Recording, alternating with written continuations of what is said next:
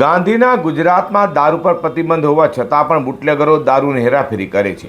ત્યારે સુરત ગ્રામ્ય એલસીબીની ટીમે પલસાણા પોલીસ મથકની હદમાં અમલસાડી ગામે હાઈવે પરથી ટ્રકમાં રાજકોટ લઈ જવાતા લાખો રૂપિયાના વિદેશી દારૂના જથ્થા સાથે રાજસ્થાની ચાલકને ઝડપી પાડ્યો.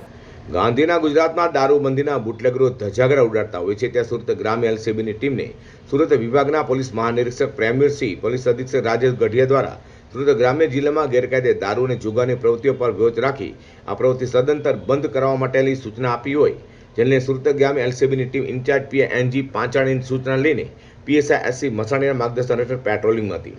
ત્યારે એએસઆઈ શૈલેષભાઈ માનસિંહભાઈ, અનામેડ કોન્સ્ટેબલ ચિરાગ જયંતિભાઈ અને અનામેડ કોન્સ્ટેબલ પ્રહલાદસિંહ ભૂપતસિંહને મળેલી બાતમીના આધારે પલસાણા પોલીસ મથકની હદમાં અમલસાવાડી ગામે નેશનલ હાઈવે પરથી પસાર થતી રાજસ્થાન પાસિંગની ટ્રકને આંતરિક ટ્રકની ઝડપી લેતા ટ્રકમાંથી વિદેશી દારૂનો 42 લાખથી વધુનો જથ્થો મળી આવ્યો હતો.